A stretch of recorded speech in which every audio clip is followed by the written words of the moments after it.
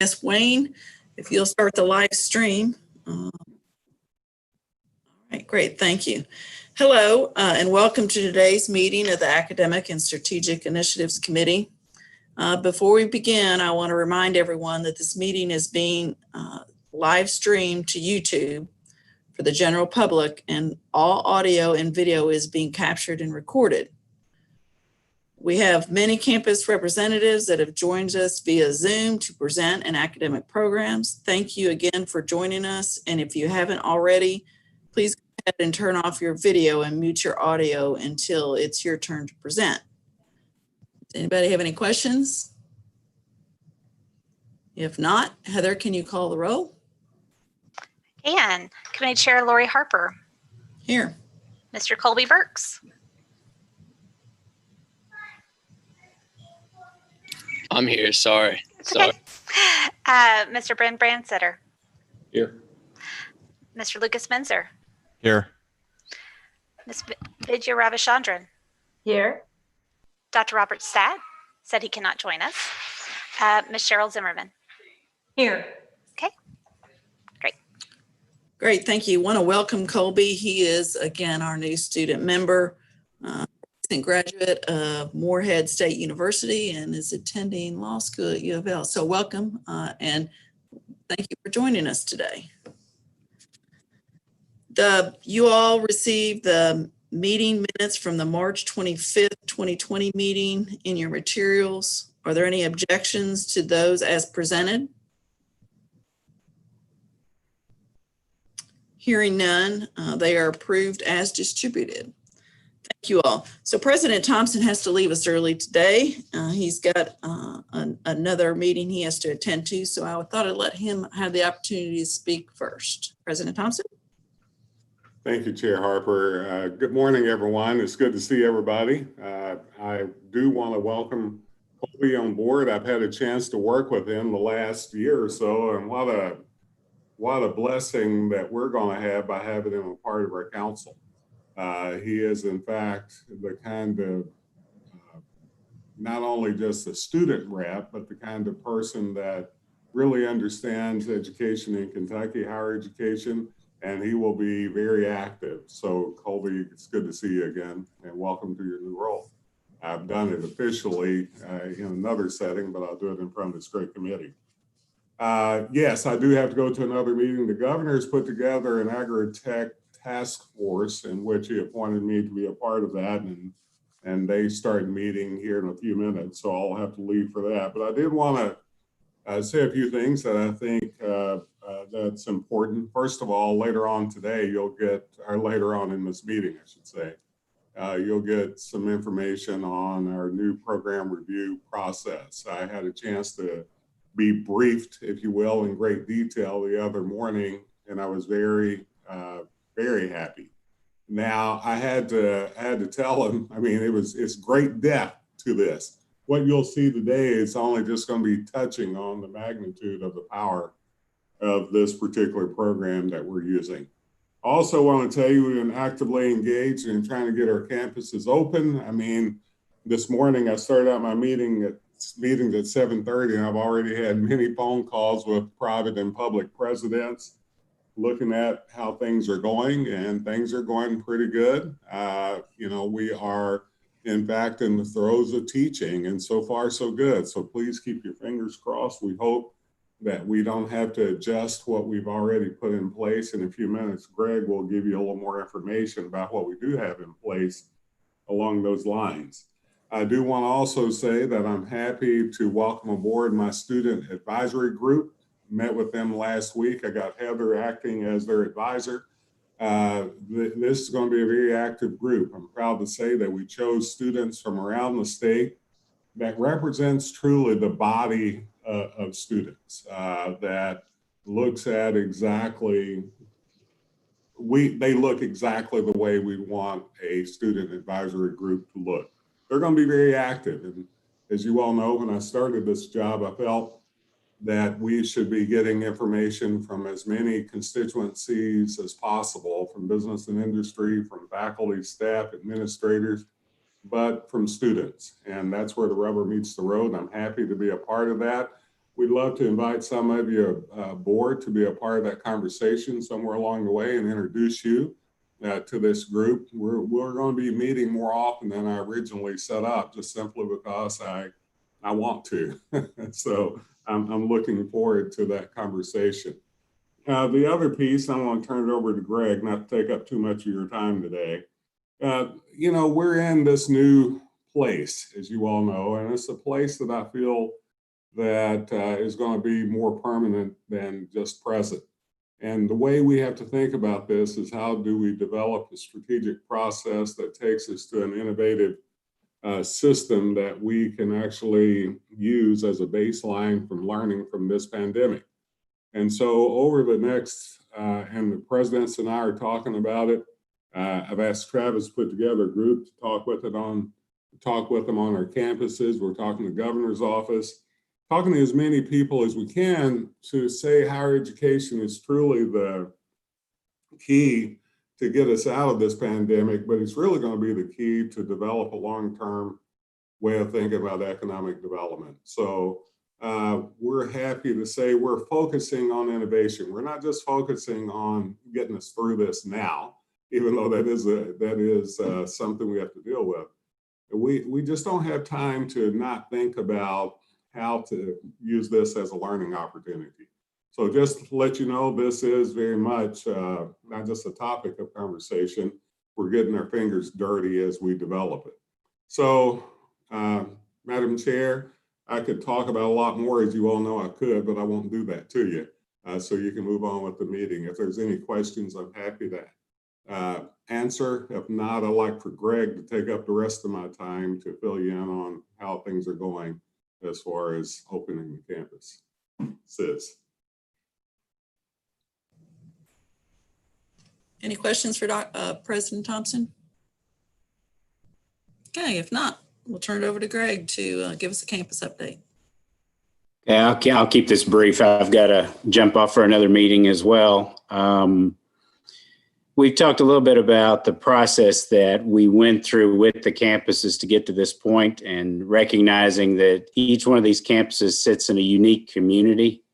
They have unique populations, and there's not a one-size-fits-all plan.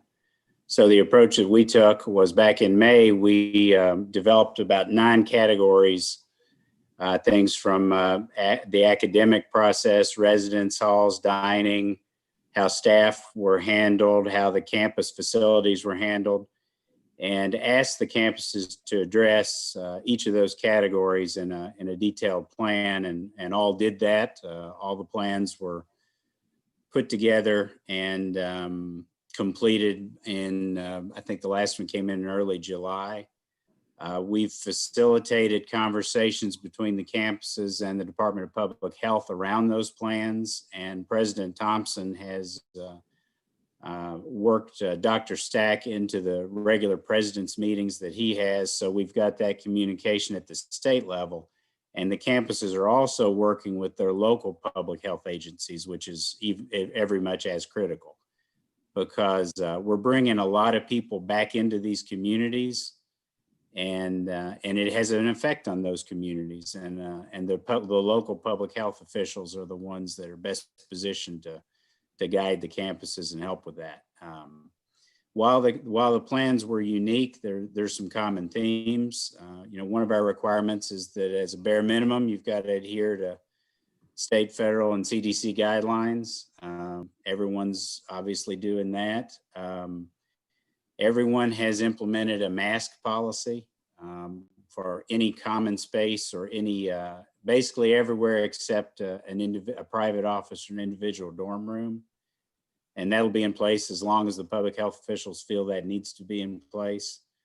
Everyone is essentially ending in-person instruction by Thanksgiving, and they are discouraging students from leaving campus until then, because what you don't want to do is kids come in, and if we do have some outbreaks or clusters, then they go home for the weekend and take that back to probably more vulnerable populations in their family. So in general, there's no fall break. They are going to be in class Labor Day, so they're making those kind of adjustments to get the necessary instruction in by Thanksgiving. Some of them are doing some online work after Thanksgiving or doing some final exams, but they're pretty much wrapping up instruction then. The move-in periods were handled very differently this year, over several weeks. I think some schools had where you could come drop your stuff off 3 or 4 weeks ago and then come back to class when it starts. A lot of services now offered virtually, even through advising, financial aid, anything you can do virtually, they've tried to do that. All the campuses are doing a daily screening. Some are using apps. In fact, several are using apps. Some are doing temperature checks, as you may, and all are requiring testing for any symptoms. Several are requiring testing before you come on campus. And as you probably know, the University of Kentucky is testing all students as they come on campus. The encouraging thing is the University of Kentucky's positivity rate's been quite low. Of everyone they've tested right now, they're below 1%, which is quite good and well below the state levels right now. That I'll try to keep this brief. Those are kind of the high points. Be glad to answer any questions. I think, so, like President Thompson said, right now, so far, so good. Contact tracing and awareness and testing are critical at this stage, and all the campuses have that in place. So at this point, we hope our students will make good decisions. Great. Any questions for Greg before he leaves us? Thank you for that update. This is Vidya. May I ask a question, please? Sure. Okay. I'm sure, you all saw the news around UNC yesterday and just, different every day. It's just another school, another story, just news coming out every day. So have we set benchmarks as a state that says, if we reach a certain number, a certain positivity rate or a certain number of cases, then we're going to have to make certain decisions? Is that a statewide number that we've come up with, or are each universities handling that independently in and of their own? Would love to hear around what those contingency plans are. We've had that conversation specifically with Dr. Stack a couple of times, and based on their advice, there's no statewide benchmark, and they've had this conversation particularly with K-12, partly because the data they receive is not discrete enough to calculate a positivity rate in local jurisdictions and counties and cities.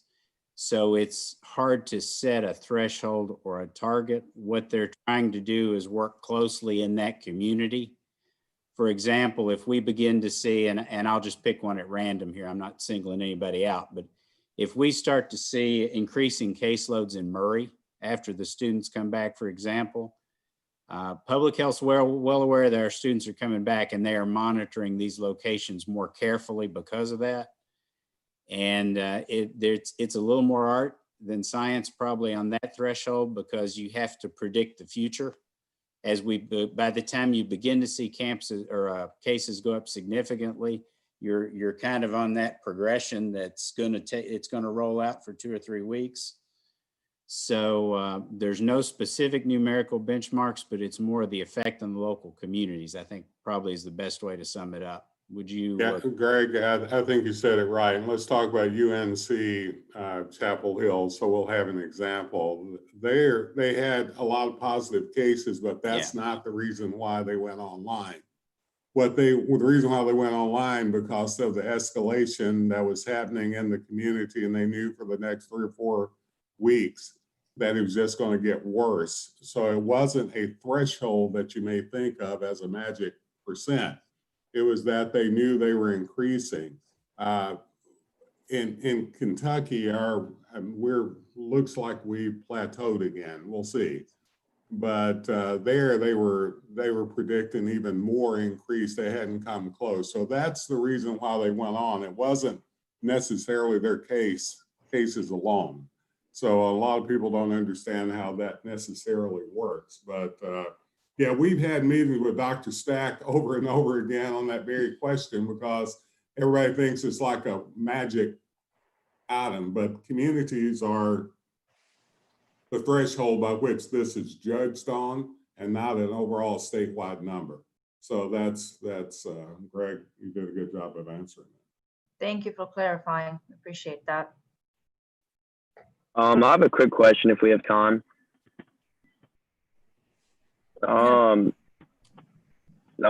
So what is the rationale for the students that are coming back on campus to live in the dorms and then every single one of their classes are online this semester? Is there not a worry of they're coming back to campus, that's another potential person to kind of spread COVID, but they're not in-person classes at all anyway? I know there's some people at U of L that are that way. I know that there's some at Moorhead that are just completely online but still living in the dorms.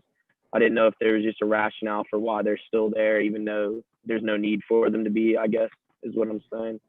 I think my understanding with most of the campuses, when most of them are, even with hybrid models, you're going to have some face-to-face instruction for the vast majority of students. Not everyone, like you pointed out. The ones where the courses are completely online, I think several of them have given the student the option of basically not coming to campus. But one of the reasons that the residence halls are open is not everybody has consistent internet access and consistent broadband access to be able to, satisfactorily complete their coursework at home. Some students have food and housing issues. And we found a lot of this in the spring when we had to go to kind of a quick shutdown and the residence halls were closed quickly. And it proved to be challenging for a lot of our students who didn't have the supports or the facilities or the equipment to really continue.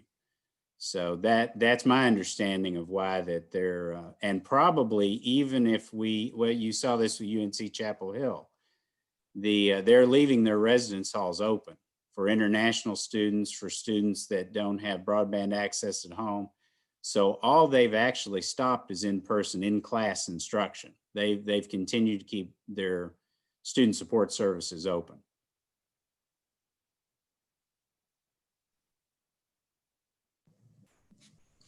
Thank you. Any other questions? If not, we will continue on. So we're going to move on to the proposed new academic programs. We have 4 new academic programs to review today. And I want to remind everybody, we will approve by school. So we have one that has 2 programs. If for some reason you want us to separate, please let us know, but otherwise we will divide by school. I'm going to turn it over to Miss Melissa Bell. Thank you. Thank you. As the chair said, we do have 4 proposed programs on the agenda today. So after providing an overview of the program, each institutional representative has been asked to focus on the rationale behind and the feasibility of implementing new programs during the current pandemic.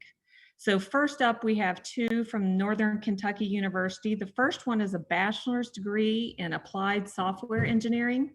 So this is a new program that complements but is distinct from a traditional computer science program. It will allow graduates to compete for software development positions. And Dr. Maureen Doyle, the chair of the Department of Computer Science, is here to provide more details. Yes, I'm Maureen Doyle, and at Northern Kentucky University, a few years ago, the Board of Regents asked us to increase our program offerings to include technical degrees that are needed by the community. So the applied software engineering degree provides the students with a solid foundation in programming, user experience, software design, software development, and software security. It focuses on preparing our graduates for jobs in full stack and app development that are high demand jobs, and the graduates will be qualified for most development positions required in the software industry. Most of those jobs are front-end development, not back-end development and compiler. It focuses on software engineering, and the courses that would usually be used in theory, software theory, the study of computation, have been replaced with user experience, software design, preparing students for the workforce. We require 2 experiential learning so that the students will have work experience before they graduate. And we also have 2 courses that will be experiential learning focused, one in their sophomore year, one in their senior year. Our Bachelor of Science in Computer Science is one of the highest enrolled programs. The demand for software developers here and nationwide is huge. We do have retention issues in computer science due to the theory component of the course. We've also seen an uptick in the number of boot camps that are advertised. Most people that are successful in those boot camps already have an undergraduate degree. So the BS that we created here provides our students who are interested in those software development jobs, not going on to get a PhD in computer science, with an educational path and a degree. We did do a survey of our students, and 94% of them approved our course, and 48% would consider switching majors. There's a high employer demand. We surveyed the businesses through the Northern Kentucky Chamber of Commerce. We also used our advisory councils and task force, and they all were in support of this degree.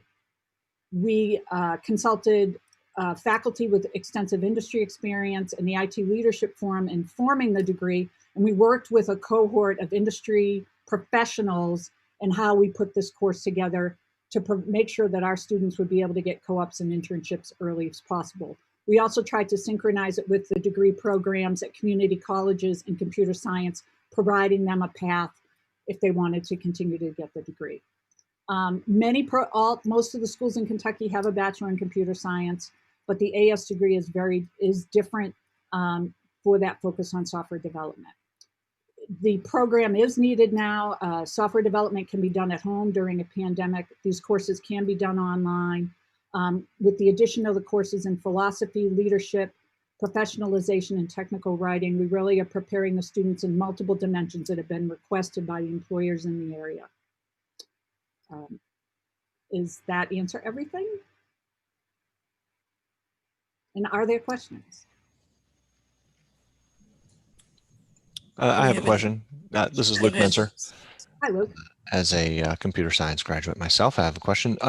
What primary programming languages are going to be used as part of this degree? Are they going to be able to choose, or do you all have a central core, C++, Java that they're going to be focused on? So they'll do Java, JavaScript. We'll do back-end languages. We're also going to introduce frameworks pretty early. So it really that front-end focus. We do want them to see a couple of different frameworks before they graduate, which we're not able to include as required in the CS degree. Sure. So they're familiar working with those. Okay. So it's much more of a professionalization degree than a CS degree is. I gotcha. Excellent. Any other questions?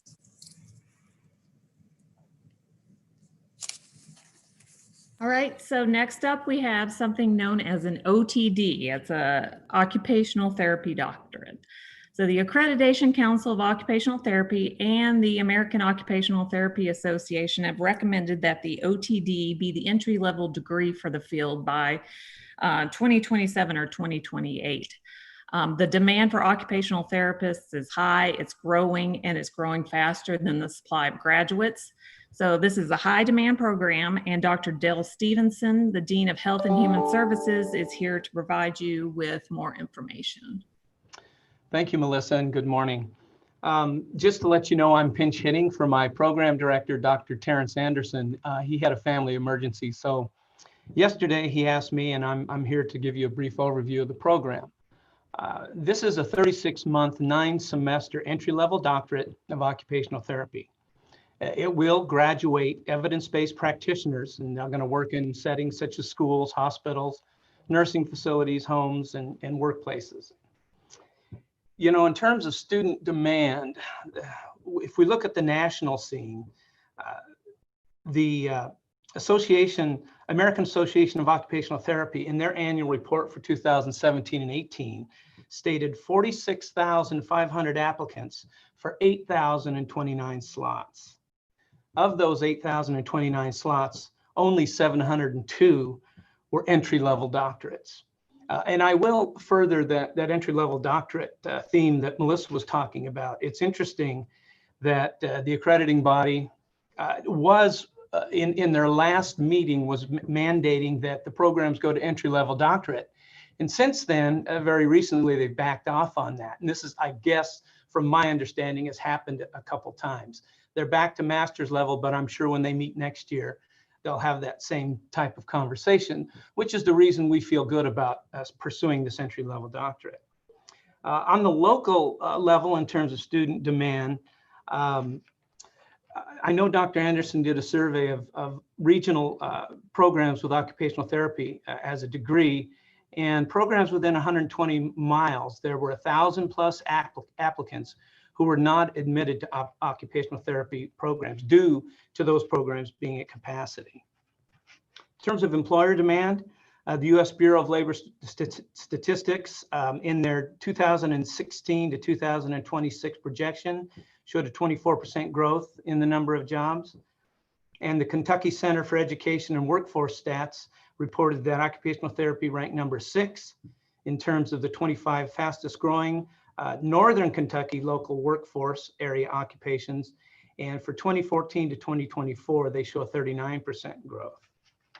Some of the other features, you know, one of the things we look at very carefully when we start new programs is how do they collaborate across the institution with other colleges. And we're kind of proud to state that we've, in the curriculum design, required 3 courses out of our Hale U.S. Bank College of Business.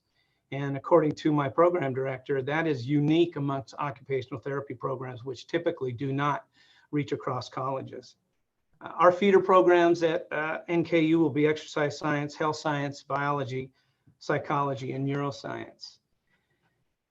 So we're going to start with a 20 cohort model, and it's a 3-year program. That would mean 60 students walking around campus. Once we become accredited, which you have to be accredited before you graduate your first class, we will increase that to 24.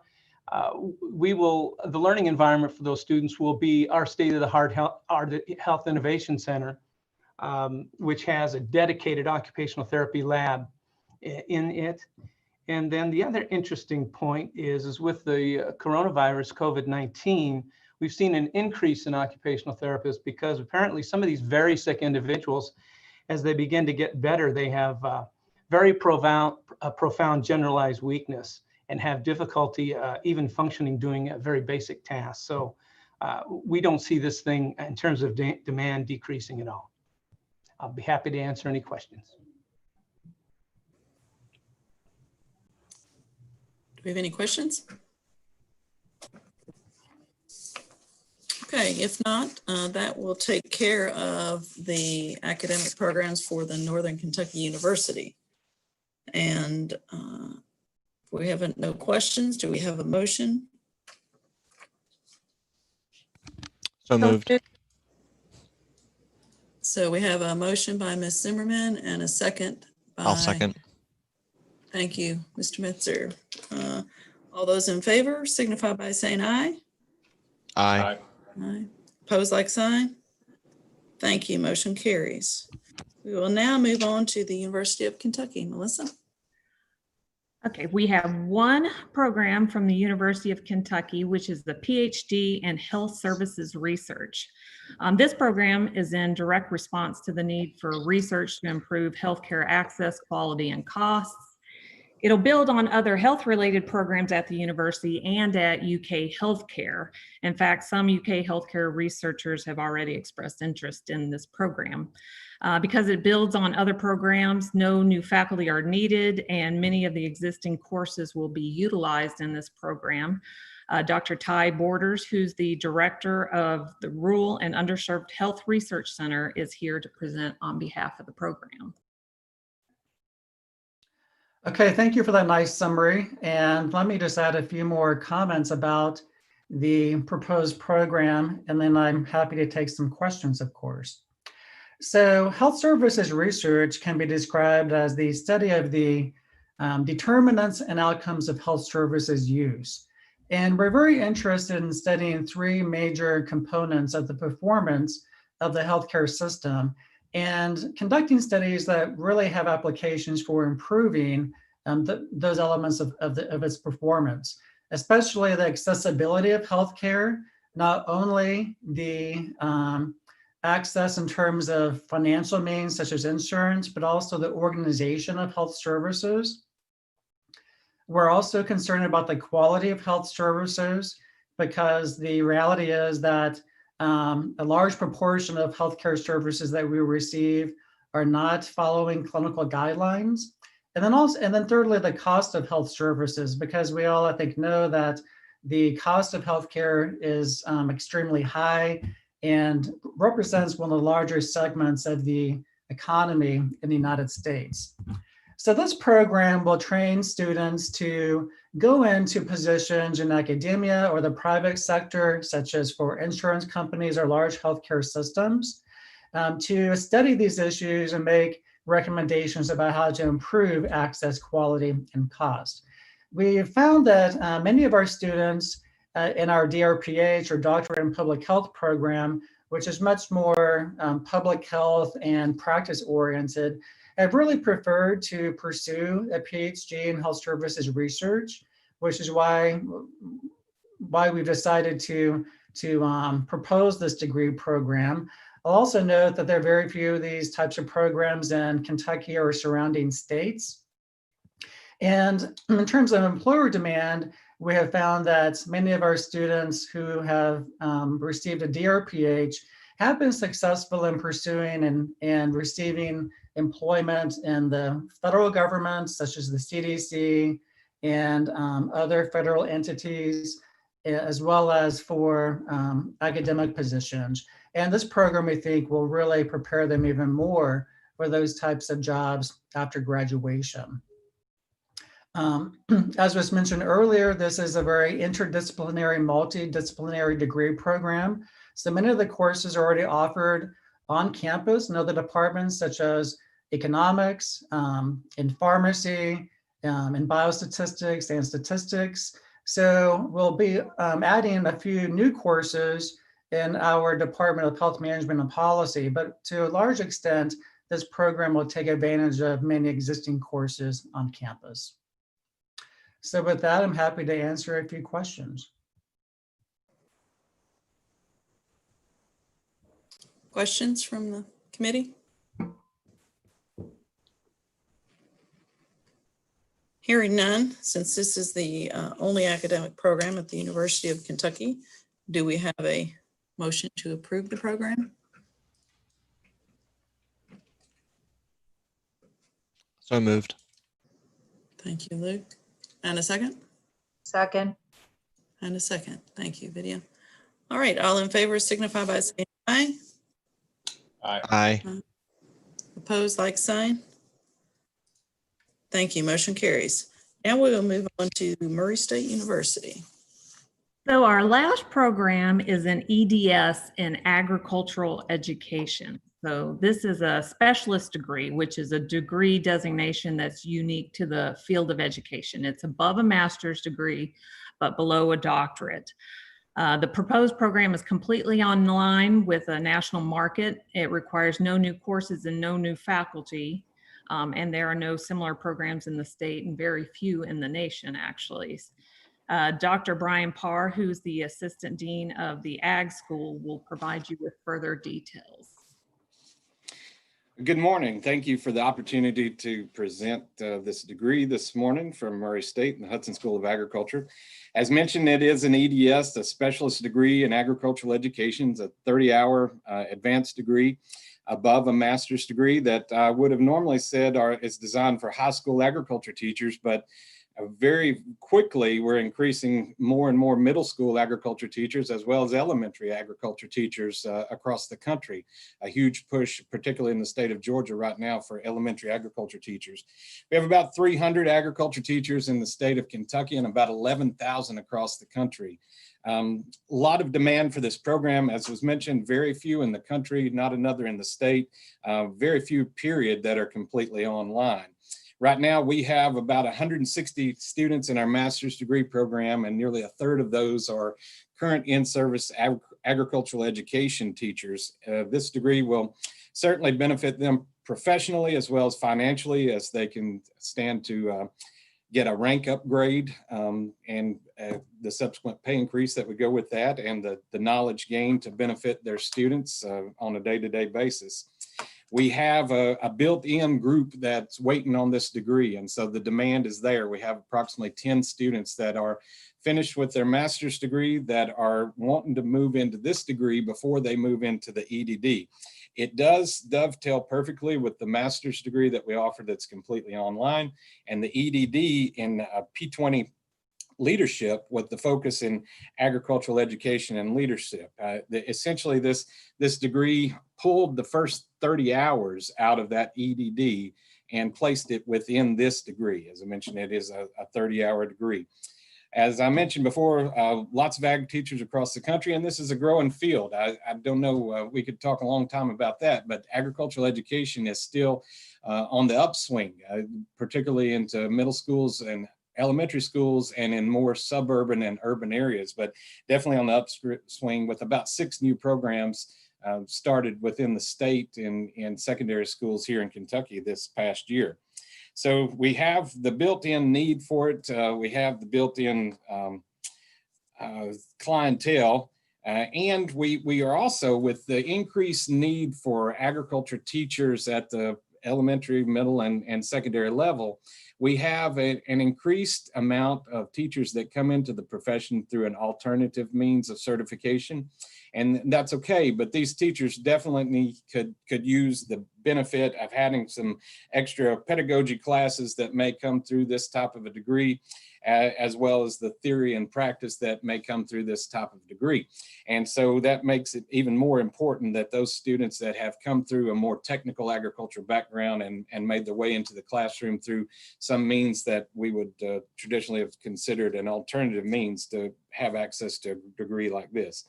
As I mentioned, it's very similar and really can be used as the first 30 hours in EDD. We feel like this will increase student enrollment in that program, which is currently good in agriculture. There are about a dozen students that are enrolled in that program right now that are agriculture teachers, current agriculture teachers. But as mentioned before, this is a degree that sits somewhere between the master's and the doctorate. And so this is a non-thesis type degree, and we feel like it will allow teachers who are students to move into this degree and then get a leg up toward that EDD and maybe see it as a little more of an achievable task once they've completed this first 30 hours. So with that, I'll take any questions you may have.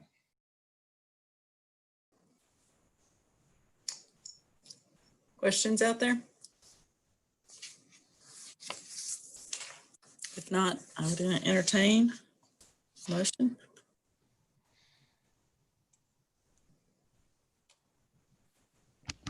So moved. Thank you, Lucas. Second. And the second? Second. All right. All in favor signify by saying aye. Aye. Opposed, like sign. Thank you. Motion carries. All right. Now that we are finished reviewing the new academic programs, we have a revised policy, academic program approvals, and Ms. Melissa Bell, I'll turn it back over to you. Thank you. So the council, as you very well know, has authority to approve new academic programs, which the process we're working on right now. The policy, as you know, it was last updated in 2017, but there have been many revisions to the policy over the years, and those are outlined in the background section of the document. I just wanted to highlight the differences between the proposed version of the policy and the current enacted ones. And those changes are noted on this slide, and I'll go over them one by one, but I will point out that you as council members will most likely not see any impact from these changes. These changes primarily affect the processes that happen before a program comes to you. So first off, the revised process would streamline the whole program approval process by eliminating both a pre-proposal and a full proposal stage. So we would just have one full proposal. The concept of a pre-proposal and a full proposal are remnants of the policy that was developed many years ago. We're still going to collect all the information we need, but it'll be collected in one form, and it'll be easier for CPE staff to only review one document and not have to keep up with the multiple stages of each proposal. We also are expediting the process for KCTCS. So currently, KCTCS submits a notification of intent that is reviewed by all the university chief academic officers. However, because these are associate degrees and below, there isn't much overlap with the university missions. The primary reason that universities would look at these programs is to create transfer agreements, and we have other mechanisms to do that. This policy would also eliminate the so-called 50% rule, which is a very complex rule that currently states the combination of core courses within any major or area and core courses within a track or concentration should equal at least half of the credit hours required by the major or area at the undergraduate and master's level. So the intent of this rule was to make sure that students had a coherent academic experience and that standalone programs weren't classified as tracks within a program. But once again, we have other mechanisms to address this, and it really doesn't fit well in the policy for new programs. And finally, the proposed revisions would further streamline the approval of all certificate programs. So per statute, KCTCS and CPE both review all vocational, technical, occupational certificates. But for all other certificates, our current policy outlines different processes for those that require a substantive change notification to the regional accreditor and those that don't require the notification. So because SAC-COC can require notification for many different things that aren't related to the curriculum, which was our rationale for differentiating them along these lines, the process was starting to become more complicated than it needed to be. So it would put all certificates other than the vocational ones into one process. And these are really, you know, as I said, a few minor tweaks to the current policy, but I'm happy to answer any questions.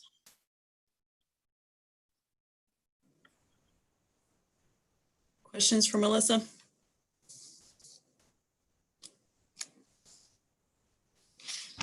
No, I think it looks good.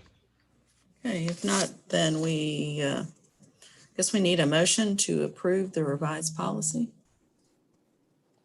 Motion made. Thank you, Lucas. Do we have a second? Second. Thank you. Thank you, Vidya. Appreciate that. We have a motion and a second. All in favor signify by saying aye. Aye. Opposed, like sign. Thank you. Motion carries. All right, we are going to move on to agency updates, and we'll move to the research agenda, and David is going to present today. Good morning, everyone. Heather put up the research agenda. This is a follow-up conversation from the presentation I did in May in terms of finalizing the research agenda for the agency. I'm going to highlight a couple of reports.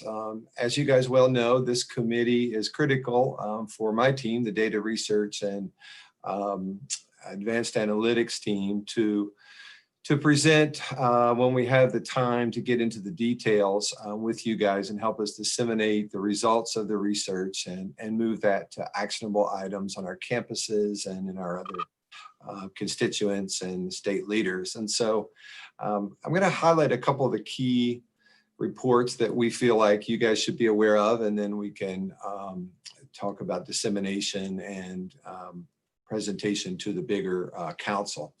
If you scroll down just a little bit further, Heather, to the, there you go, July, August 2020 timeframe, I'd like to point out the second bullet there, which is our dual credit evaluation report. So this is a critical report to the state, given how many state dollars have been used to support dual credit scholarships. And so what we'd like to do is do the first study with communication around the four-year public universities and talk about the outcomes, not only the access of dual credit to Kentucky students and the tremendous growth we've seen, but also to talk about the outcomes in terms of retention and a grade point average for the students that matriculated at the four-year public universities. Later in the year, we will do a similar study for KCTCS with a little more expansive measures to get our arms around not only did they have a dual credit experience, but how was the quality of that dual credit experience and how that played out into their college career. So we definitely want to highlight this. We're going to release the report next week. And so stay tuned, but please help us disseminate and read through it when you have a few minutes. The first bullet under July-August 2020 is our healthcare sector analysis, and we released this in late July. Again, these sector analyses are, you may have remembered the one from engineering earlier in the summer. These are an evaluation of whether we're producing enough graduates to meet the workforce demand and what happens to those graduates in terms of retaining them in the state and what do their wage comparisons look like with, especially with bordering states. And so we're going to do 3 sector analysis. The first one, as you noted, was engineering. This is the second one, healthcare. And then the third one is going to be on teacher prep. And we're going to work with several state agencies to do a meta-analysis of the teacher prep programs. One highlight in the schedule is on this coming Friday, we're going to do a webinar with some of our key constituents in the healthcare industry and the nursing associations to highlight this report and hopefully broadcast the findings for action items and other policy analysis. So stay tuned. That's 1 p.m. Eastern time this coming Friday. Heather, if you could scroll down for me to the September-October timeframe.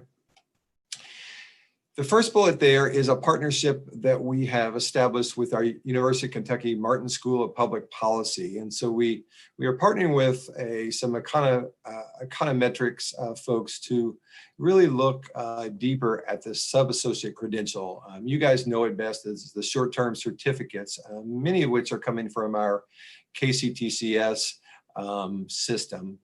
This is an area of tremendous growth in terms of students completing 1 and 2 semester certificates. And what we need to know here is what was the impact of that completion on their career trajectory. So it really impacts the Kentucky families and in what disciplines are we seeing the best return on our investment as a state. So this very much focuses on that work-ready scholarship that many of you guys have been involved in. Second bullet there is the rebrand of our attainment goal, our 60 by 30, 60% of Kentucky residents to have a post-secondary credential of some sort by the year 2030. We've done a lot of work here. We're continuing to refine our targets and assess our progress on these refined targets. And so we need some deeper research to be able to bring this to actionable items for local communities. The third research report under September-October is our degree credential production report, and that goes very closely with the attainment, assessing our progress towards attainment, how many graduates we had in 1920 and whether we're making progress. But maybe just as importantly in this COVID-19 environment is the fall 20 enrollment report. So that will come out with our degree credential production report. And then the final one I'll highlight, and then I'll open it up for questions. Under November and December, the second bullet there, you see ROI 2.0 with KY Stats. You guys may remember the presentation that I did with Melissa Young in January on return on investment 1.0. And so the council charged us with focusing even more broadly on the return on investment for our graduates from Kentucky institutions. And so we're really building out this report to look at more of the econometrics, to also isolate geography and demographic groups so that we can understand where that return on investment is adequate and helpful, and how we can continue to build those returns into our plans with our partnership with our campuses. And so I'll stop there and entertain any questions, but this is a 2-page highlight document that is in your packet. And so if you have a chance to run through it, we certainly could use feedback. If you want to get involved in any of the presentations or the research on any of these topics, we certainly would welcome that. But thank you for your time. Thank you so much for those updates. Do we have any questions to that? What was presented? All right, if not, we're going to move ahead. And President Thompson had said earlier that Heather was working with the Student Advisory Group, and she's going to talk with us today about it. Hi, so I've been excited to work with this group. We spent May and June seeking applications for them. We had almost 60 students apply, and we were hoping for about 15 to 20 students, and we ended up picking 22 students from all 8 universities, including, well, all 8 four-year universities are represented, but we also have 4 KCTCS students that are part of this group. And so they represent every aspect of student life that you could think of. In your packets, I went ahead and provided you with pictures, their names, what schools they go to, and the issues that they really highlighted in their applications that they wanted to focus on. You'll see a wide variety, but a lot of the same common things that we're seeing is student health, mental safety, or student mental health and safety, food insecurity, student supports, making sure that they can still succeed even through this pandemic, no matter what their education is looking like, whether it's in person, online, etc. We had our first meeting last week, and a lot of that is, unfortunately, it's all virtual. So you can't get that same camaraderie that you would in person, especially when these students don't know each other. So we did a lot of time just trying to get the warm and fuzzy and get everybody to kind of open up. And there in that last half hour, they really started the conversation, and it was going very, very well. We were planning to meet quarterly. Currently, we're looking at every other month, and then I'm going to be regularly engaging them monthly through just different questions or a survey of some sort. We're going to try to do something, hopefully, in the spring where we can get them like socially active. Just depends on what the pandemic brings us. But I think it's going to be a really good group, and we're just going to see where it takes us from now. Does anybody have any questions about how that's working? Like I said, it's kind of evolving as we go, but we're hoping to make this our regular sounding board. Heather, I just wanted to say I think this is a phenomenal idea, and I'd just like to be a part of it. So I sent you an email. Anytime you all meet, I'd love to be there. I'd love to hear from the students. I think their voices are incredibly important for us in the private sector. It's the voice of the customer, right? Yes. And the voice of the customer is critical, and it needs to be heard. So I applaud this effort. Great. Yeah. I agree.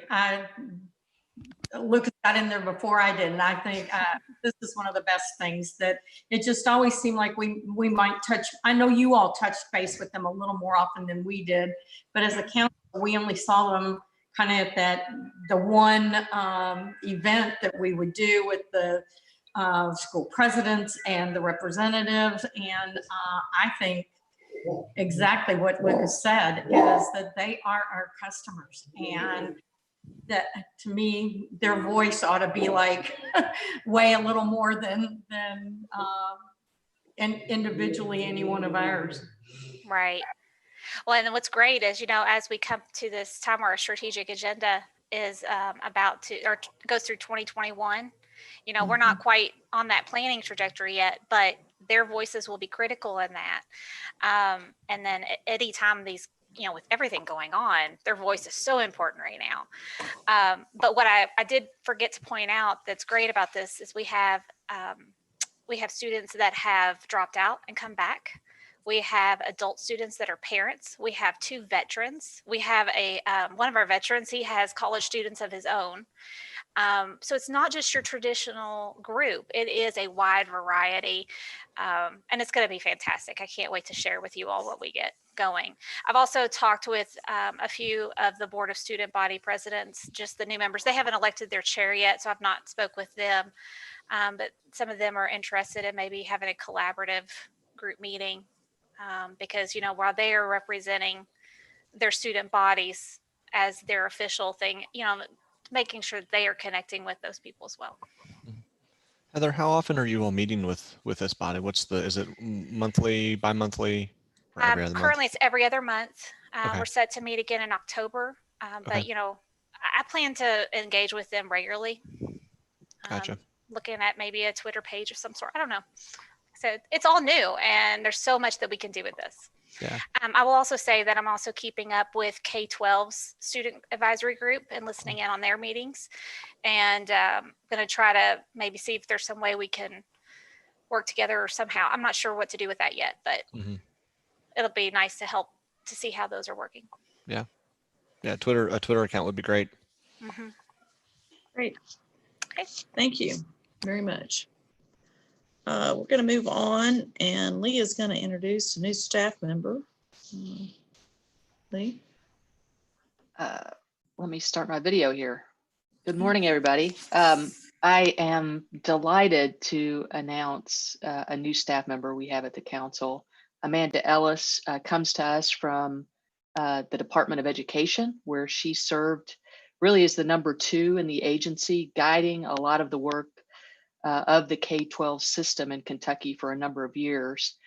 I'll let her give her more detailed background, but I think what I want to communicate to the group is this, I think, reflects President Thompson and your interest in building a more comprehensive P20 agenda. And I think with somebody of Amanda's caliber sort of taking the lead on that, you're going to see a lot more work from this agency where we're building strategic partners with our K-12 partners and really try to work on the transitions more effectively between K-12 and higher education. So with that, Amanda, I'll get you to introduce yourself and talk a little bit about your priorities.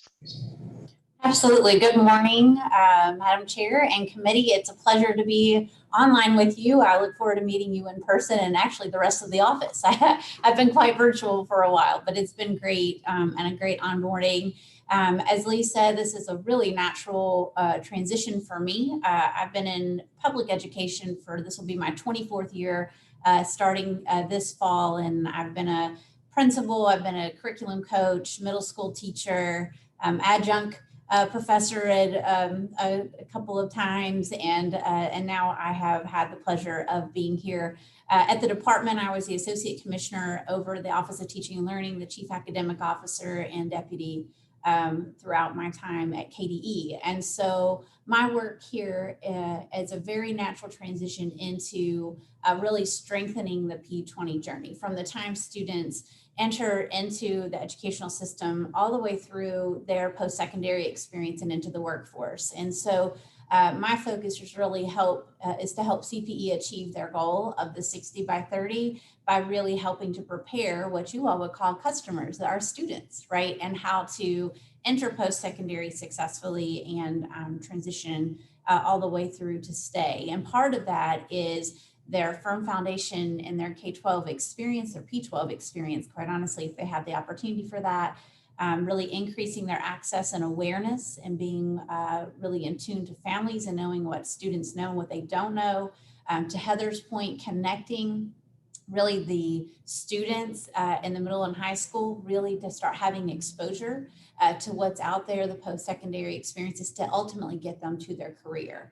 And so I'm going to be working very closely, continuously with KDE as I am now with their CTE pathways, with their academic work, with the teacher certification, since the Educational Professional Standards Board now is placed at KDE to work with teacher quality and certification, program reviews for that, really to help establish firm foundations for students so they are successful when they leave high school.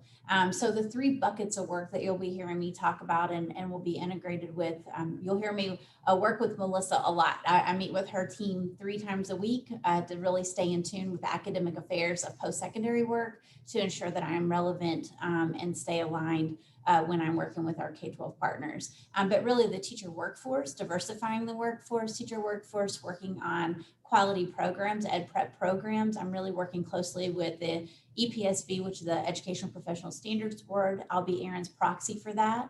And working with KDE staff who approves those programs, those continuing programs after CPE does the initial program approval. EPSB continues to review that, and I just think there's some ways we can improve that process.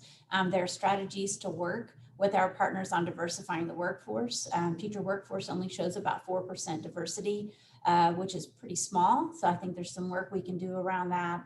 And I'll be working hand in hand with all of our different partners. Successful transitions, as Lee had mentioned, just talking about the importance of advising and counselors, where high school counselors don't always know exactly what college advisors really are doing. And so we want to have a better connection with that because we want students to feel equipped and families to feel equipped with what's going on, what's out there and what's offered. That also involves early college experiences with dual credit, advanced placement, international baccalaureate, Cambridge, and the opportunities that are out there, which then leads you into the access and awareness. These are great things if they're offered, but if students and families are not aware or they do not have access to those, it really is a moot point. And so my work will be around really being intentional and strategic around how to communicate those opportunities, the Kentucky work-based learning opportunities that are out there, the scholarships that are out there, the opportunities to achieve an associate's degree without paying for it in those high demand sectors absolutely have to be communicated. And so that really takes the work of both CPE and KDE along with workforce development to really promote those opportunities. And so that's who I am. I'm the person who connects the dot. I'm very passionate about equity of access and opportunity for students who may not even know what's out there. And we have a lot of that in Kentucky. And I think that there's a lot of work to be done. So I'm really looking forward to this work. I find it challenging. I think it's very meaningful and necessary for our state to be successful and in the long range, especially now. And when I look at our situation with COVID, and I have a son who goes to U of L and I have a daughter who's in high school, and my husband is a high school teacher. And so we live it in all capacities. But if there is never been a disparity, it is now. And we've got to address that. And now is the time to really emphasize the importance of opportunities and access for our students. And so I'm working hard every day, connecting those dots, finding whatever it is that we need to do to strengthen those areas and to make the transitions as smooth as possible. So a lot of work to be done, deep work, but I look forward to working with you and receiving your guidance. And of course, working with this awesome CPE team. I've been so appreciative of them being so welcoming and focused and really driven around what's best for students and ultimately what's best for the state of Kentucky. So I'll stop there. I know you all have a big agenda, but thank you for giving me the opportunity to introduce myself, and I'd be happy to answer questions. Well, this is Cheryl Zimmerman, and I'd like to say welcome, and I cannot tell you how thrilled I am to have a true practitioner that's really been there, and the credibility your experience is going to bring to bridging that gap between the upper grades, particularly of high school, and that transition on into college. And welcome, really happy. You. Thank you so much. Glad to be here. Thank you. Appreciate that. Cheryl, you kind of took some of those words out of what I was going to say, but again, welcome. Your passion for what you do is shown by your statements that you share with us today. We really appreciate it. Thank you so much. All right, we're going to move on to academic program review, which is an update from Gray Associates, and Melissa is going to introduce our presenters today. Yes, I have given updates to this group and other groups before, but today we have people from Gray Associates here to show the system, to show how we are using the system.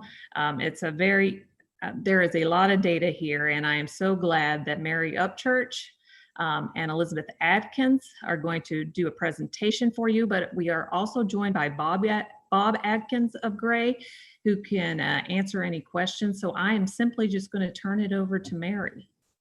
Thank you, Melissa, and good morning, everyone. It's a pleasure to meet you all. I've had the pleasure of working with the CPE team and the university team since the inception of this project. So we are going to provide you with an update. Please feel free to stop me at any point with questions. Elizabeth, I believe, is going to share her screen because part of what we would like to do is take you into your systems live so that you have an opportunity to get a sense of what is available. But we also will be talking through some material from a set of charts. So Elizabeth is based in Atlanta. I happen to be in Phoenix, so forgive me because I'm going to ask her when to click. So Elizabeth, would you go ahead, please? One of the critical aspects of the work that we're doing with the Kentucky system and with CPE is the recognition and need to consider all aspects of what goes into a program portfolio evaluation and assessment and review. So that means that it's key to ensure that we acknowledge and the teams are able to work with items that are unique to each university, yet dimensions that can be looked across on a more common basis. The Gray work is concentrated in looking at the external market information and also providing information program economic information for margin contribution for 6 of the 8 program portfolios. Each of the institutions has a unique mission, and considering their programs through the lens of that mission and the academic standards that are required, whether those are at the institution, by the accreditors, by the state of Kentucky, is an added element. And as a result, while there's a great deal of data, it is a data-informed, not a data-driven process. So the data serves as an input, and the leadership teams and through the governance processes at each of the institutions are the evaluations conducted, and any recommendations back to CPE in that report will be filtered that way. Surrounding the data elements and the dialogue are, of course, the people that are engaged, and we're working with leadership teams in each institution. And based on the output from workshops, that material is going back into the institution through the governance process for its evaluation, further evaluation.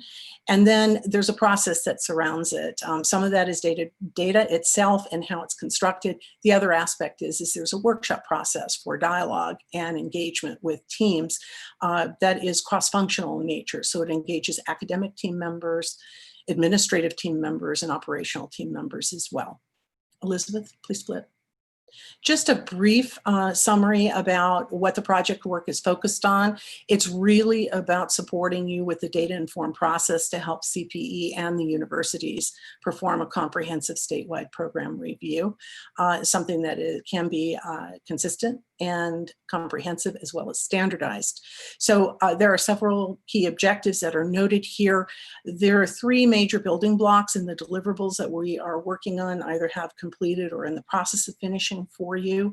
It starts with the program evaluation area, which is market-based, and that examines employment, prospective student demand, competitive levels, and then just an evaluation for degree award fit. Our scope of work as charged is in the bachelor's area. However, the data that is provided to all of the institutions is across all award levels. So it has broader application depending upon how the universities would like to use it. The program economics work has been done for 6 of the 8 institutions. It's a platform. It looks at direct instructional areas. So this is direct instructional cost, and I'll talk more about that later, as well as student revenues. And its concentration is actually on contribution margin. It looks at programs, and it also provides data at the course level.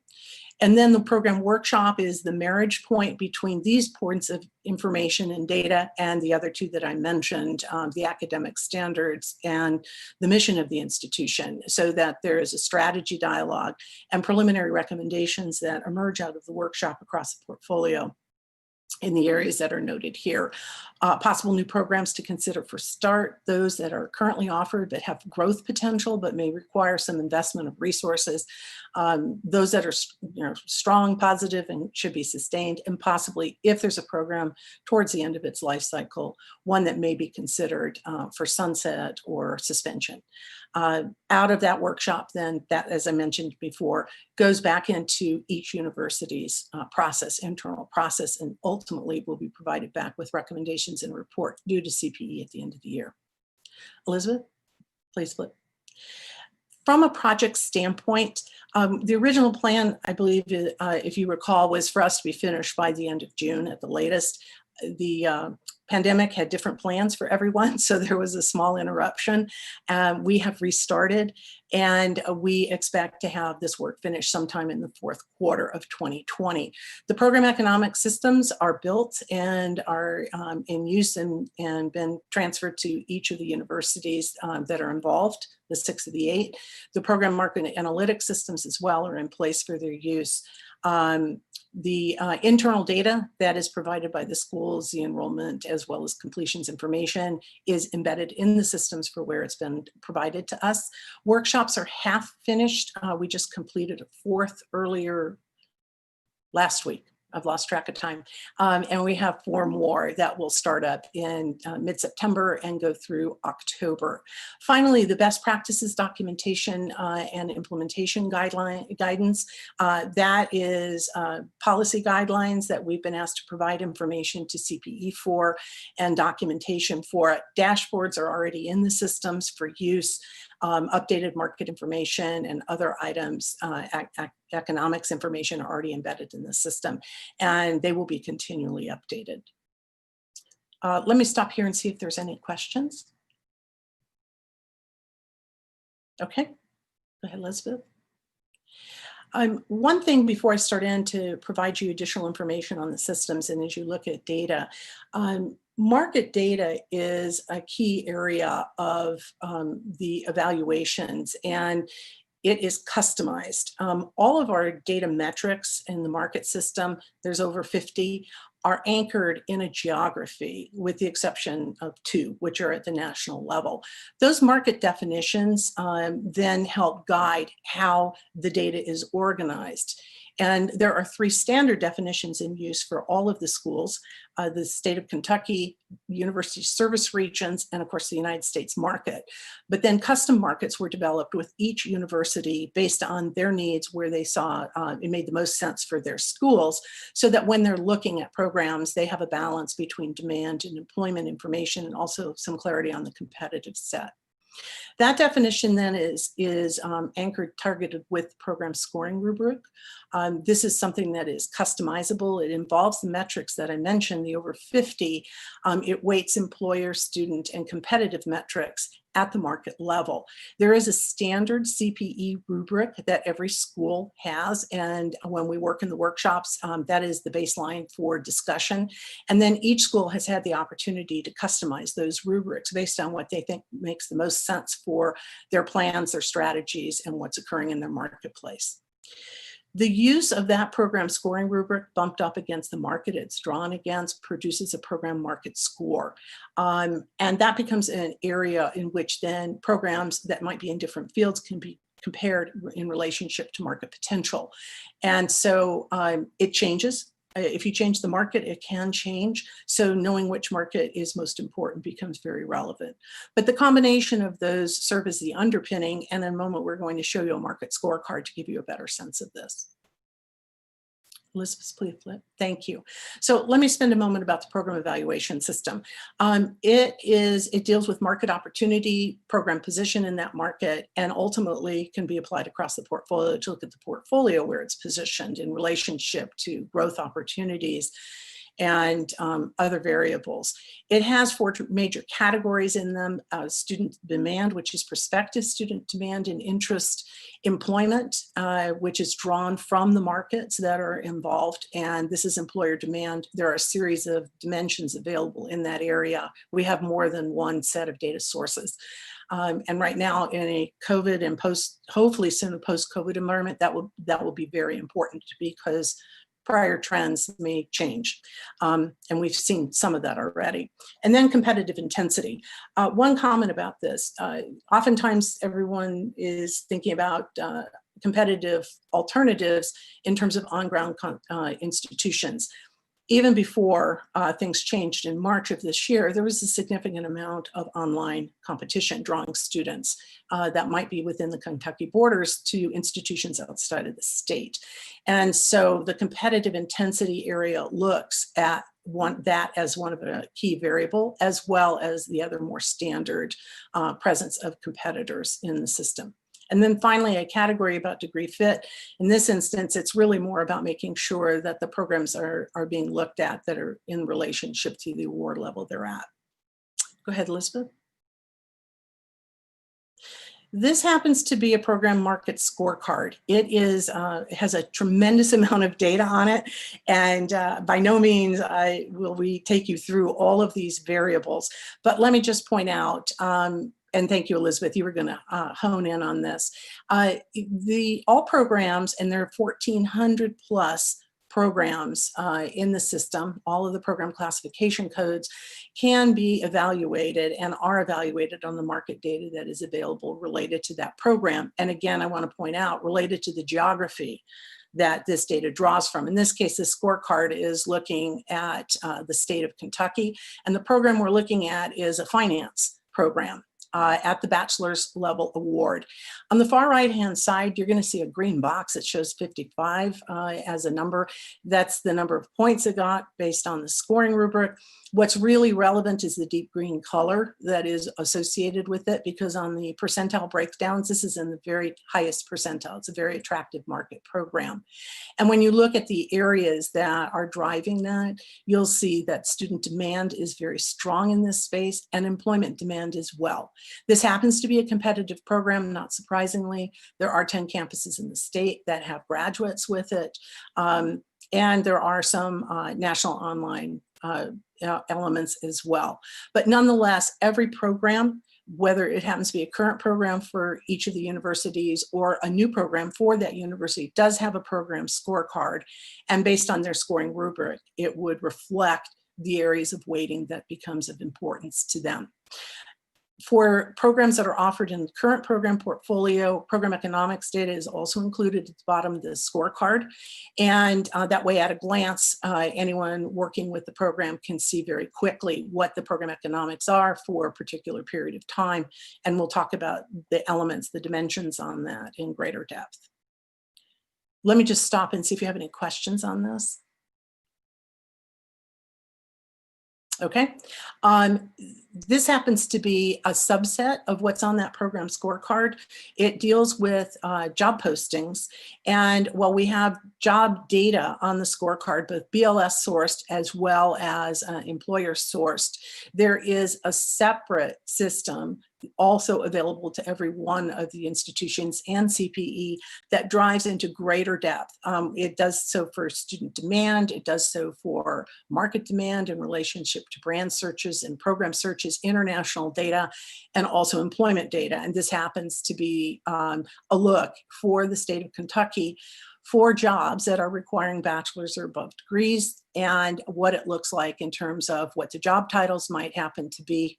And thank you, Elizabeth, for zoning in. Not surprisingly, you're going to see healthcare here and in a number of different areas, as well as, thank you, Elizabeth, let's go to jobs by month and let's pull up the time span so everyone can see. So here you can see this data has been sourced from November of 2019 now through July 2020, and you can see, of course, the dip through the pandemic in postings and interest, and now it's beginning to pick up. So we have this data, it's matched up to the occupations related to programs, and this data also is available to all of the institutions. Go ahead, Elizabeth. So let me switch just slightly to program economics. This is dealing with program portfolio view, current programs, and evaluating it from contribution margins. One thing that it deals with is direct academic costs and revenues, because program economics are related to changes that might occur in those areas. Institutional overheads are not going to make a difference in terms of the cost of delivery of a program, but they can be informative in other ways. This program economics work that we have done with you and with the 6 institutions is concentrated in the direct space. Go ahead and flip, Elizabeth. We're going to go into the system. One of the things I want to mention, this is now a scorecard, similar in nature as a scorecard to the program market system, but very unique to program economics. So let me just step you through this. There are many choices that can be made about how you can look at things. Right now, we're looking at a waterfall cascade for this particular program. It starts with gross revenue. This is tuition revenue. Then if there are any institutional grants, there's an offset related to that. That's the discount bar, net revenue. And then we look at direct instructional costs. This is salary, wages, and benefits, as well as costs related, direct classroom costs.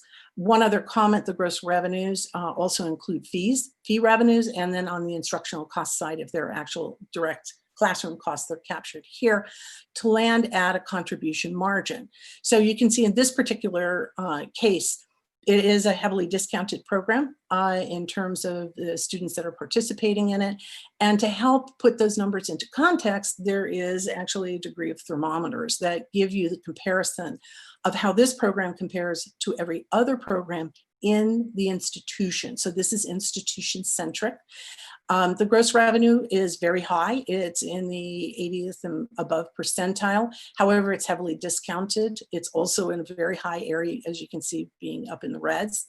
Net revenue is about in middle space, and instructional cost is considerably less. And then if you look at the contribution margin component here, you can see it's kind of in the middle in terms of point of comparison. In the system itself, we won't take you there. You can display this information several different ways. It can be done as total. We can look at it by student credit hour. You can look at it, thank you, Elizabeth. You can look at it for one academic year. You can look at it for multiple academic years. And very importantly, we can take this down to the course level. It's not just at the program level. This ultimately will translate, and I just want to comment, you see illustrative here, it is illustrative. This is giving you an idea of what this looks like. We're not in any one system at this point. This, however, will translate to a full portfolio view, and an institution and CPE can take a look at how that arrays. So in this instance, you can see here, we've got all the programs related to an institution, and the black dots mean it's contribution positive, margin positive. The red, it is contribution negative.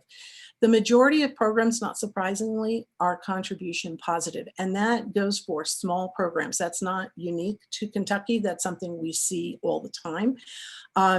But you can see there is a variance in terms of where it sits based on the number of student credit hours, which is the horizontal axis you can see here. And then we have the contribution margin range on the vertical axis. So you can see quickly that this program portfolio is largely positive, and it's you know, in the middling range on student credit hours on this scale, and then you can see to the right. Now, every one of these, and you could dive into each one of these dots. This can be taken down then to a look at courses if we wanted to dive into a set of courses so that you would have a chance to see how the courses might array. And it's usually the opportunity for further efficiency improvement often lies at the course and section level, which the data in the system is takes a school into, and they have the opportunity to evaluate it based on that. Right now, what's in the system is data from 15, 16, 16, 17, 17, 18, and we're in the process of now doing the updates for 18, 19, 19, 20, since the 20 year just closed. Let me stop and see if there are any questions. Okay, go ahead, Elizabeth.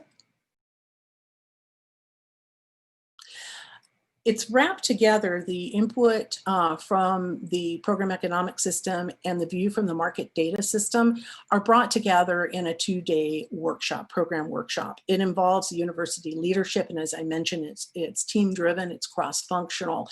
This belongs to the institution. Our focus there is getting the team grounded in the data and then their dialogue around what is an area of opportunity, what other evaluation needs to be done. Coming out of that workshop, there are preliminary recommendations that are then handed back into the institution's decision and governance process. And after that is completed, the university will report back to CPE. And then from there, CPE will have further dialogue with the institution as appropriate or as needed. Go ahead, Elizabeth. One of the other things that is done, and as a result of the workshop, is we do have a program by market matrix. And based on the scores and the markets that are involved for each institution, every institution has an ability to look at their programs across the markets of interest and how they reflect their scores.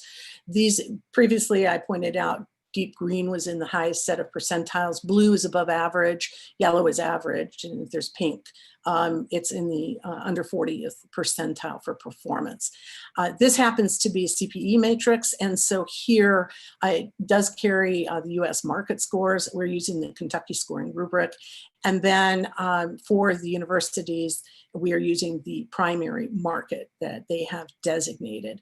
There are a series of other dashboards that are embedded in the systems that marry other additional data together along with this for CPE's use as well as for each of the institutions. Let me stop there to see if you have any questions.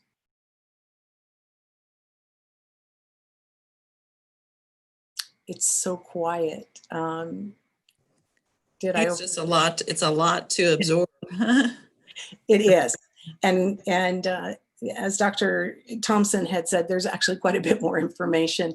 We wanted to make sure you had a sense of how this looks and the ability to really drive down deeper, much deeper in relationship to the information that's provided and its vitality. I know that you're going to be hearing from Dr. Stevens, I believe, in terms of how one of the universities may be using this information, so I don't want to cut into her time. If there's no other questions, then that provides an update, unless, Melissa, if there's anything else you would like us to touch on. Oh, no, Mary, I think you did a fantastic job. I think this is a great overview of this very complex system. But I hope it gives the committee members an idea of how much work and effort and time and thought and analysis is going into all of this. And it's a perfect segue into meeting Dr. Cheryl Stevens, who is the provost at Western Kentucky University. She is going to give you just a brief overview of her experience over the past year with this program review process, how this is integrated into Western's current efforts and where they're going from there. So I'm just going to turn it over to Dr. Stevens. Thank you all. I'm going to turn off my camera.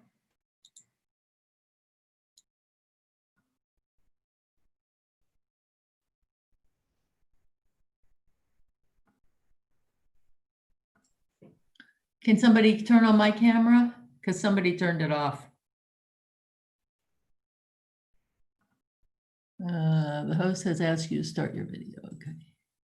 There we go. Good morning. Thank you for the invitation. And I enjoyed listening to Mary talk about the Gray Associates project. I have to say that when I first saw it, I was overwhelmed by the volume and the information. And so I can relate to where you're sitting at this point. I've seen this presentation probably half a dozen times at this point, and so just it gets better each time I see it. WKU, I think we were one of the first out the gate.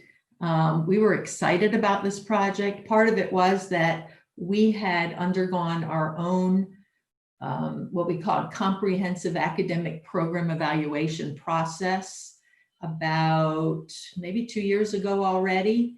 And in that process, we developed a faculty-run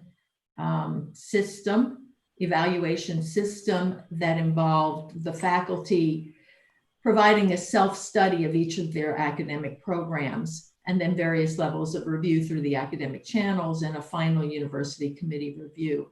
The data that we had available to us at that time included the standard data that you get from universities, enrollments, number of faculty teaching in each program, retention and graduation rates for each program. But what we didn't have was real data associated with markets, competition,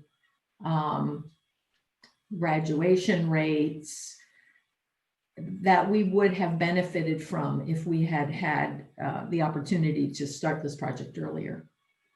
In the end, what we ultimately did through the CAPE process was we eliminated or suspended about a little less than a third, about 25% of our programs. Those programs, many of them had been on the books, and it was really just about cleaning up the books. But we did eliminate some that were just very low enrolled. We also identified about an eighth of them to transform. They had some issues having to do with enrollments and maybe relevance.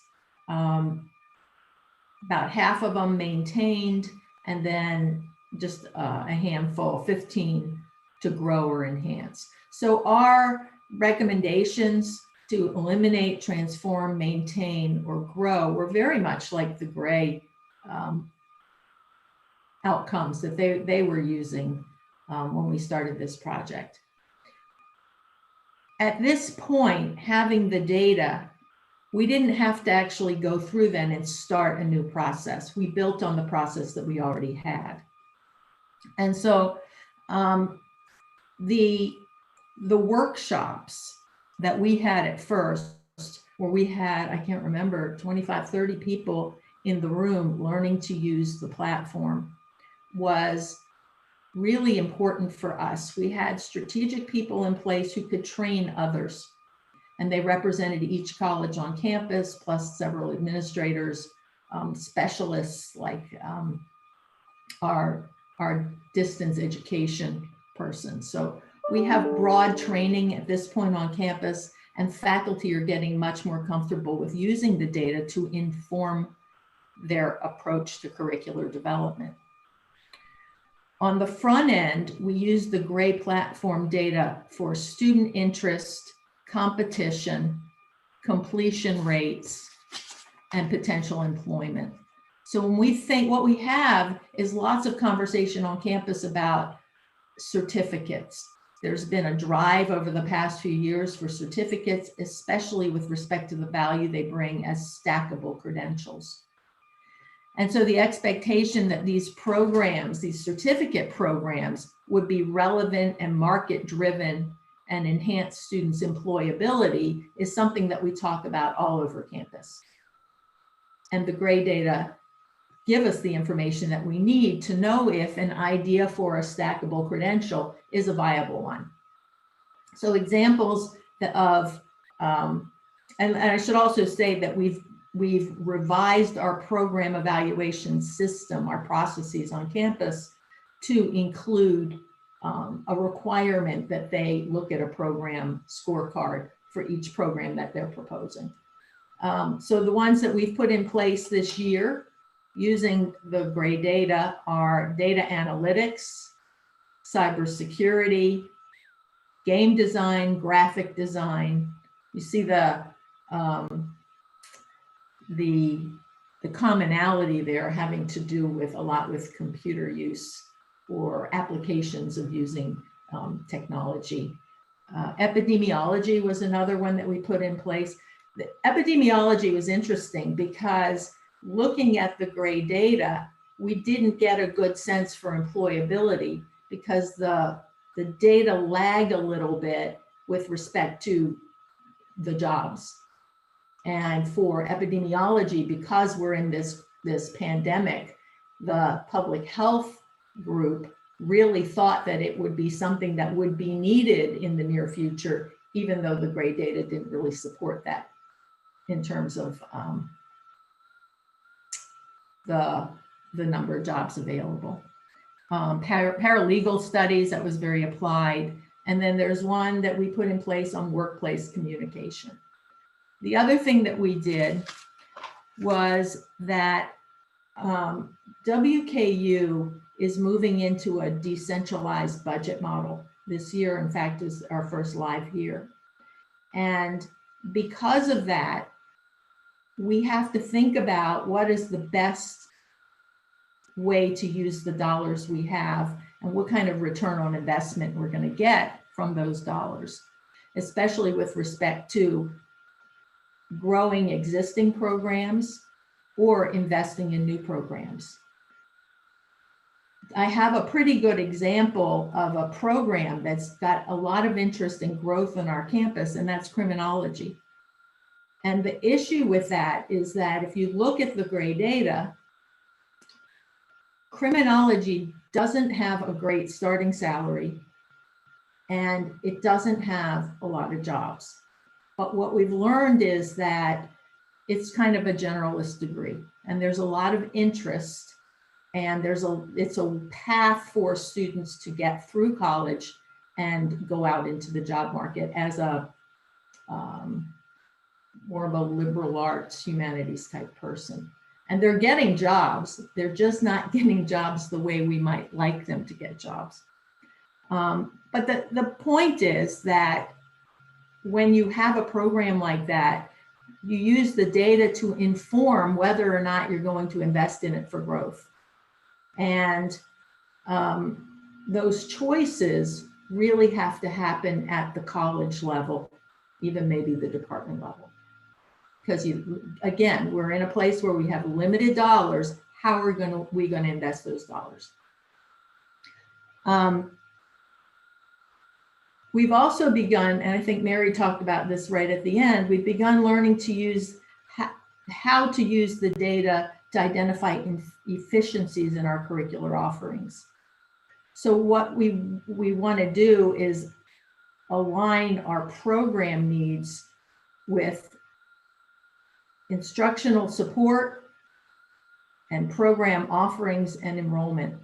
When the deans look at their budgets now, and remember, we're in this decentralized budget model, so each college pretty much functions as a little business. They're looking at how much does it cost to staff a program? How many student credit hours are they producing for each program that they're staffing? Is there growth in those areas? What's the distribution? How are they doing service work, or are the students that they're serving their own? And so there's a lot of thought and reflection on the financials associated with each program. And I'm telling you that these deans and departments are very concerned with the efficiencies at this point. Imagine that you have a program, for example, that says each student has to have 3 upper level electives. And the department offers 6 options, and each one is partially full. They're using 6 faculty, or 6, let's say 6 faculty are assigned to those different programs, but none of those classes are full. It's not an efficient use of those faculty. Rather, maybe they offer 4 and they've saved two FT, not full FTEs, half FTE. And then they're essentially saving money associated with the faculty workload. So aligned with this, we look at faculty workload or faculty full. How can they be full without having to add adjuncts? How can they be full without having to hire additional instructors for to teach the program? How can we share them across programs? So we're looking at those kinds of efficiencies as well. These deans understand all too well how these enrollments affect their college's bottom line and how the faculty workload also affects that bottom line. And so for us, we've used the gray data in a variety of ways. We think that it's very valuable. We're looking forward to learning more, being able to dive in more as we get more familiar with it. There are some units that use it all the time, but we have built it into our curricular evaluation system. And in fact, I think that I talked to our IT person, our IR person, she's working on submitting the new data now. So we're looking forward to having updated data for sometime in the fall. And so that's it. Any questions?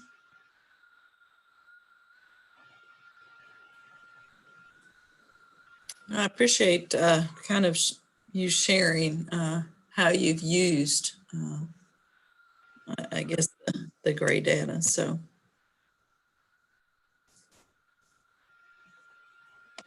Anybody else? All right, thank you so much. I'm going to move on to other business, and did not know if there was any other business that we needed to address today.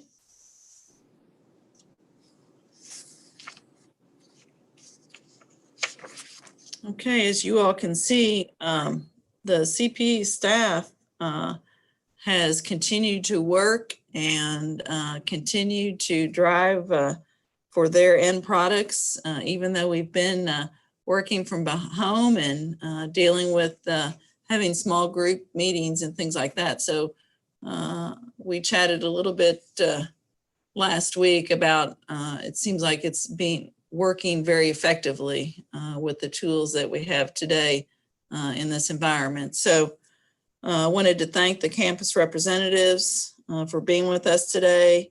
Thank you to the committee members for your participation. Today's recommendations will come before the council at its September 15th meeting. And up on the screen, you will see upcoming meetings and work sessions. So appreciate everybody's attendance today. And if there's no objection, I guess I'll call this meeting adjourned. Thank you all. Thank you. Thank you, everybody. It's good to see everybody.